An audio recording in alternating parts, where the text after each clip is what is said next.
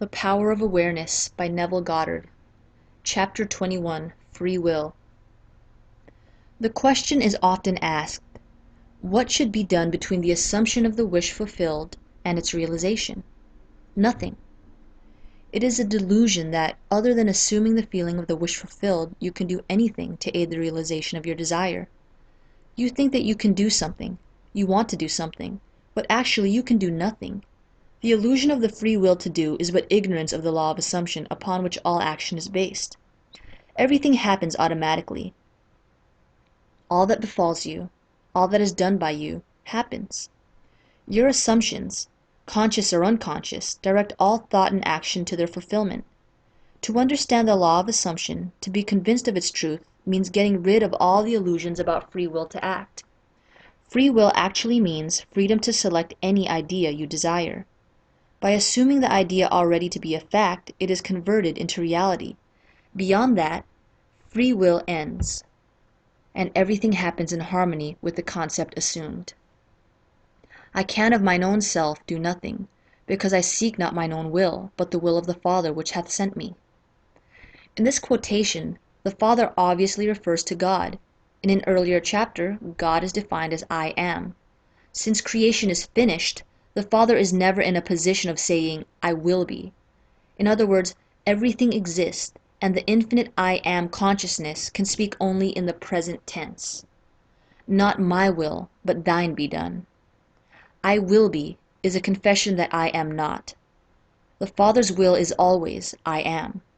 Until you realize that you are the Father, there is only one I am, and your infinite self is that I am. Your will is always I will be.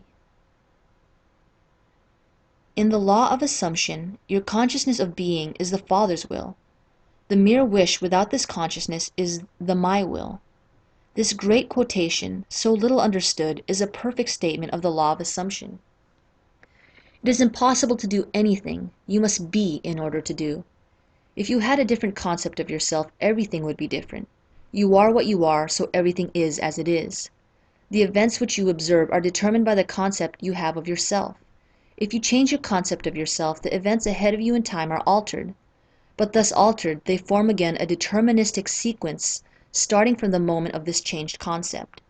You are a being with powers of intervention, which enable you, by a change of consciousness, to alter the course of observed events, in fact, to change your future.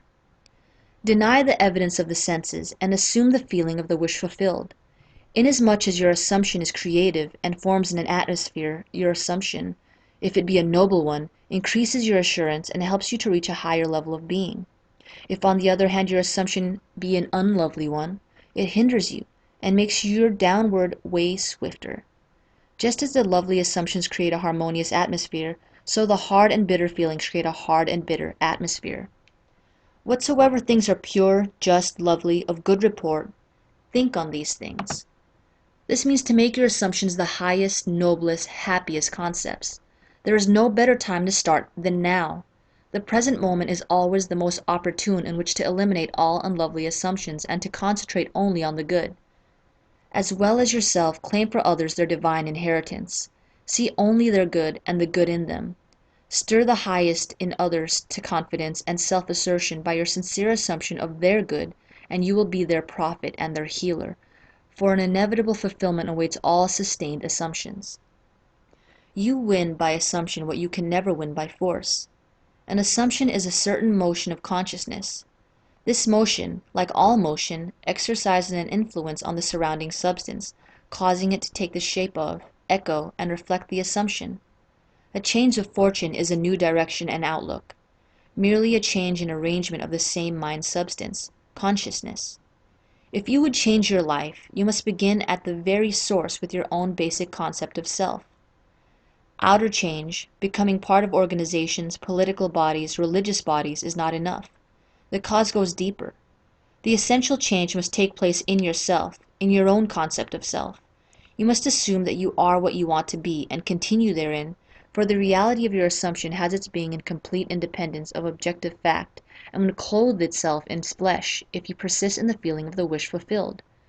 When you know that assumptions, if persisted in, harden into facts, then events which seem to the uninitiated mere accidents will be understood by you to be the logical and inevitable effects of your assumption.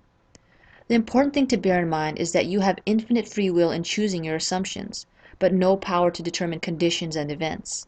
You can create nothing, but your assumptions determine what portion of creation you will experience.